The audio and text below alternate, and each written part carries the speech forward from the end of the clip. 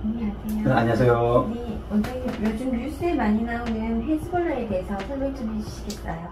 이 헤즈볼라요. 헤즈볼라는 제가 알기로는 레바논에 있는 무장 단체라고 알고 있습니다. 레바논은 그 이스라엘이 있으면은 서쪽 위에 있는 게 레바논이고 동쪽 위에 있는 것이 시리아고 이스라엘의 동쪽에는 요르단이 있게 됩니다. 근데 이제 그 만나는 지점, 레바논과 이스라엘과 시리아가 만나는 지점에 골란 고원이라고 있습니다.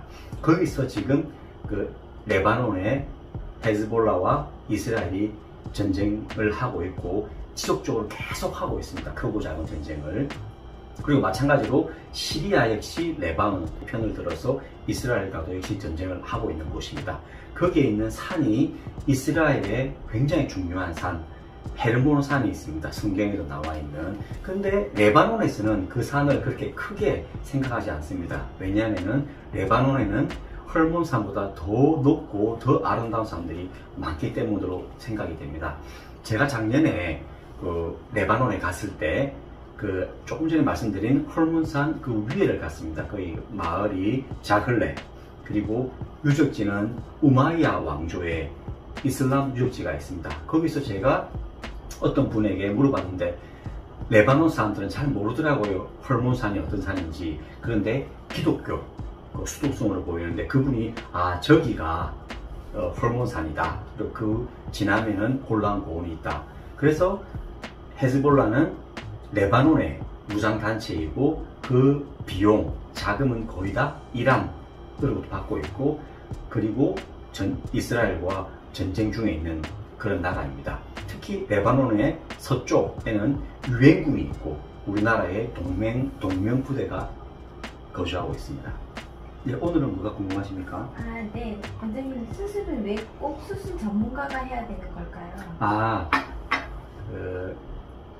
수술은 이제 수술이 어떤 것인가에 대해서 알게 되면 왜 수술 전문가가 해야 되느냐, 수술의 기초가 잘 준비된 의사가 수술해야 되느냐에 대해서 좀 알 수가 있습니다.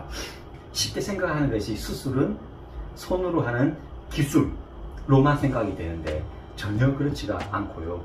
그래서 저희들이 외과 전문의가 되는 과정 중에서 수술에 대한 모든 것들을 공부를 하고, 그리고 대학에서 그 많은 경험들을 하게 되었던 것입니다.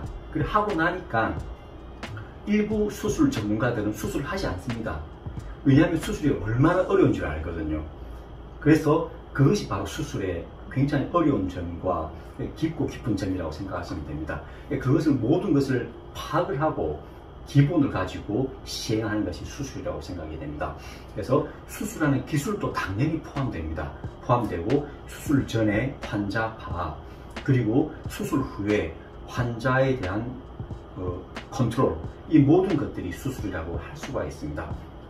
수술이 얼마나 많은 것들을 포함하고 있느냐를 한 가지를 설명드리면 좀 이해를 할 수가 있습니다.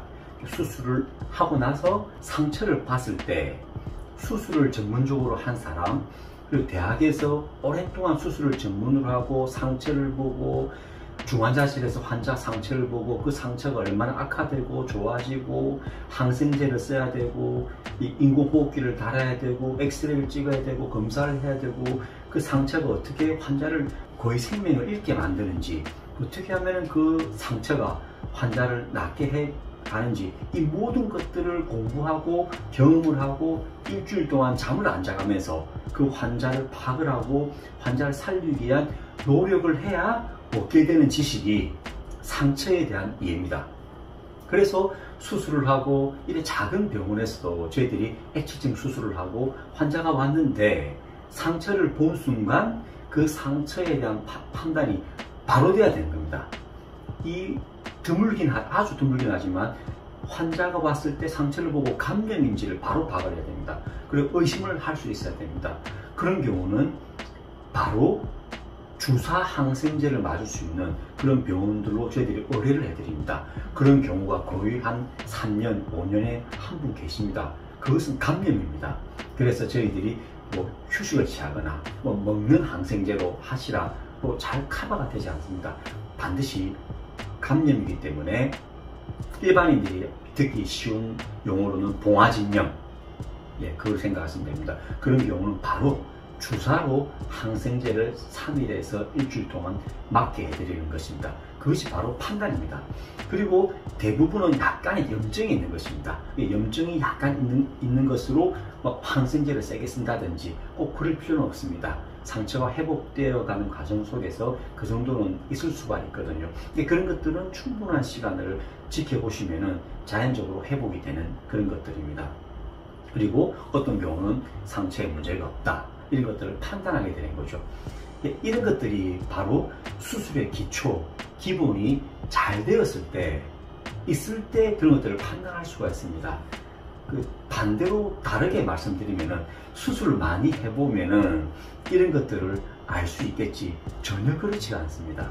수술에 대한 기초, 기본이 없으면은 아무리 수술을 많이 한다고 해도 그런 것들을 판단을 할 수가 없습니다. 그런 경우를 대학에서 많은 경험을 하고 처치를 해봐야지 그런 경험이 생기게 되는 겁니다. 그리고 이런 작은 병원에서는 그런 경험을 바탕으로 그런 환자가 왔을 때 바로 대처를 해야 되는 겁니다.